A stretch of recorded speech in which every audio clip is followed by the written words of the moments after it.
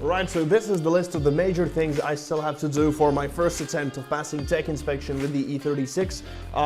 I've never done it for the first try, so usually the way it goes is they just give you a list of things they still don't like and you need to fix up, and then you do it again.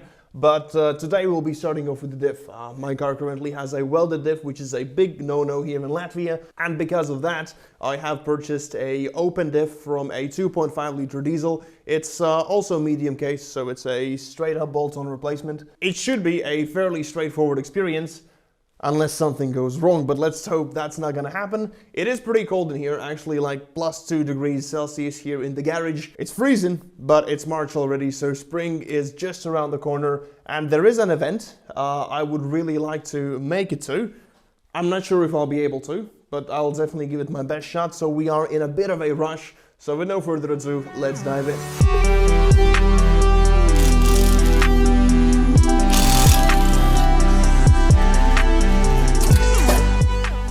Now, I made the mistake of not washing the car before I put it in the garage, and I'll be able to get a taste of that right now because everything here is super dirty and muddy, and I think it's better if I clean it up now before I start working on it.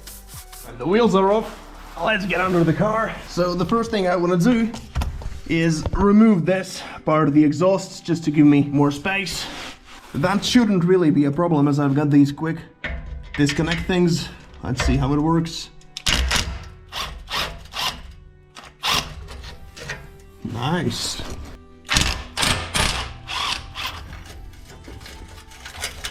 Perfect. After that, I'll just have to remove the hangers there and it should come off easily.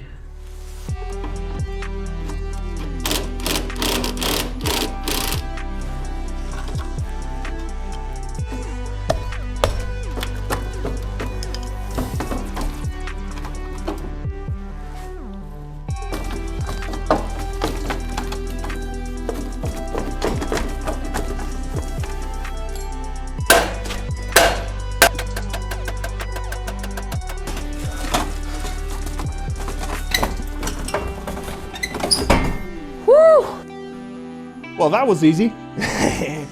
Next step is going to be disconnecting the sway bar, just so I could get better access to the rear diff bolts.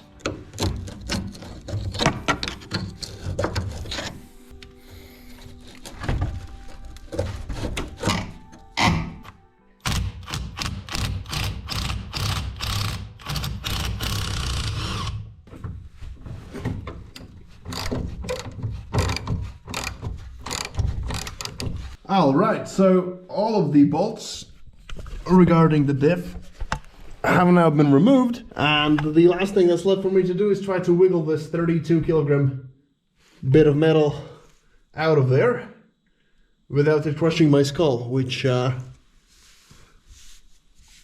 probably won't be fun, but we'll get it done. First step is moving everything out of its way. It was at this moment that he knew. He fucked up. Ah! Fuck!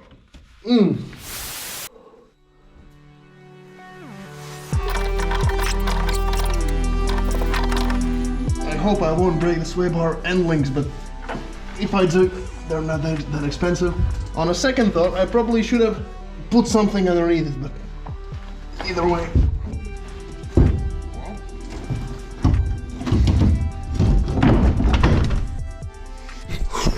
The diff is out. Ouch, my finger hurts, but the diff is out.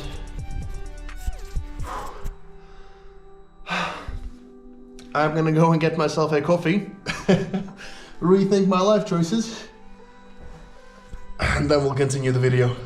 So, the threads on the flanges are pretty rusted out on this diff, so what I'm gonna do is just grab a bolt and go through them while it's on the ground.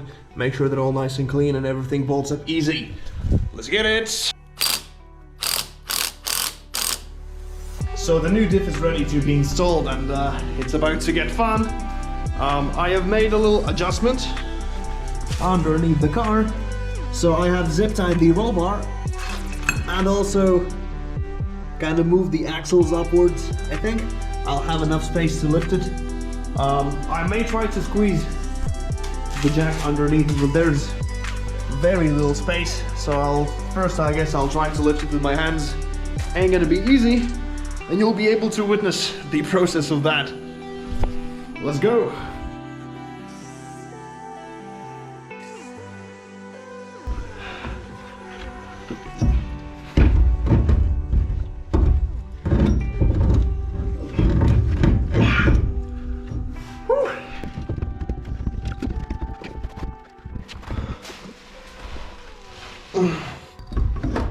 Oh shit. Now that I think of it, using the jack may have been a good idea. I will just grab the nuts for the prop shaft. Hope it doesn't fall on my head.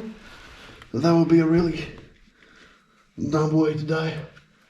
Righty then, with the diff of the list now, the next step is the parking brake. This is another requirement for me to get tech inspection of this car, as without a working parking brake, that is not gonna happen.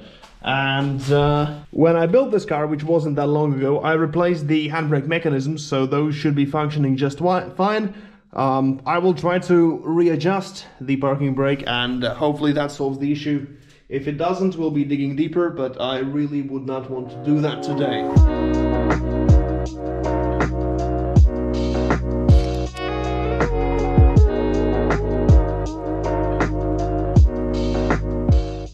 The parking brake has been adjusted and it's feeling nice and firm.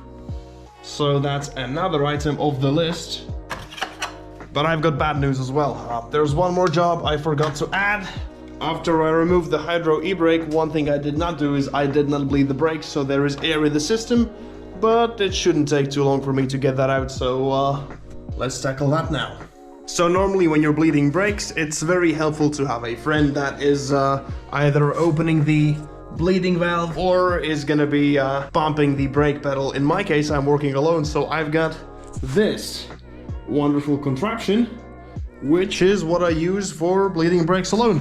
So the way this works is you've got a silicone hose coming from the brake caliper, goes into the bottle. This right here is regular brake fluid, and it's important that the hose is under the fluid. So there is no way this can be sucking in any air. So then you just open up the bleeding valve. There we go. You can check whether there is fluid dripping. Yep, there you have it. On this car I'm using racing brake fluid by model. Probably unnecessary for my application, but it's not that expensive, so why not fill her up. And once your setup is ready, you just go ahead and pump your brakes.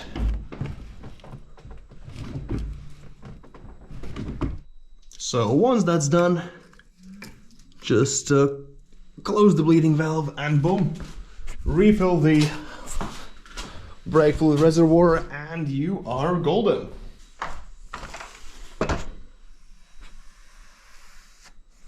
Next up on the menu is the windshield.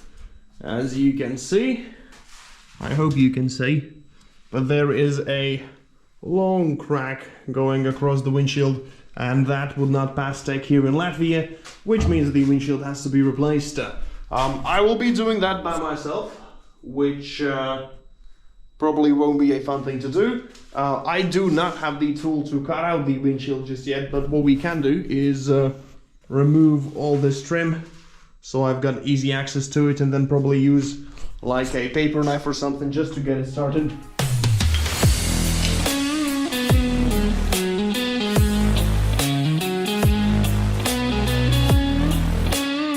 In the battle of Matt versus the windshield, Matt has officially won. Now, I was able to squeeze a paper knife's blade through this place and go all the way down on both sides, but the top was more tricky. It's hard to get it through, especially the bottom. That would be impossible. Now, I do not have a welding machine, however, I was able to find a little bit of welding wire. So I was able to guide the welding wire through to the other side. You can see it's dangling right here. So I think this is gonna make it very easy for me to remove the windshield. Let's see how it goes.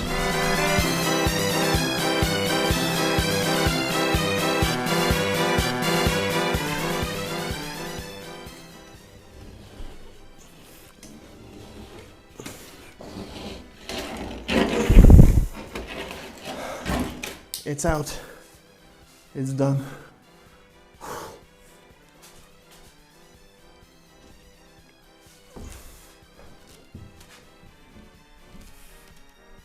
Yes. That is it. This day is finally over. The windshield is out. Check the damage. I cut into the dash right here. Some scratches there. Quite a few scratches here. A pretty deep cut there. But overall, the windshield is out. It's got a little bit of damage, so this obviously goes into the trash.